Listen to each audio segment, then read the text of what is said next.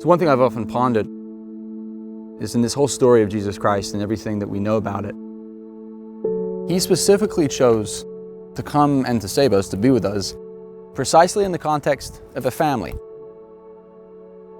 We know from the scriptures He had cousins. He lived with His mother and father. He knew what family life was. When I was growing up, I was one of 5 kids. Our house, our home, was pretty much chaotic most of the time. It was a beautiful chaos in many ways. And then sometimes people have said to me, like, as a priest, I'm sure you missed that, right? You have to give up so much.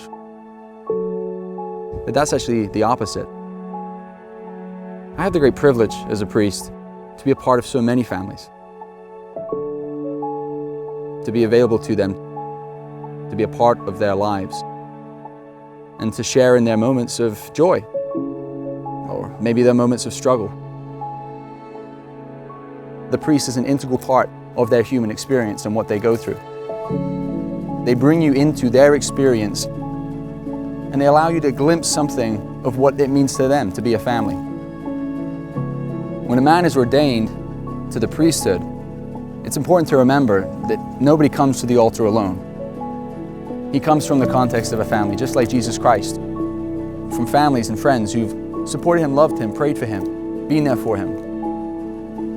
I think we become less effective the very moment we decide to draw back and not be present in the midst of their lives, in the midst of their mess, in the midst of the chaos.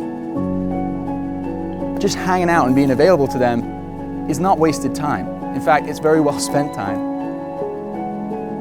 I would challenge myself each and every day, actually, to be more available, to be out there, to be among people. You know, if a man who's a priest is supposed to shut himself away in some ivory tower and be inaccessible, we can begin to ask ourselves a question: how effectively are we communicating the gospel?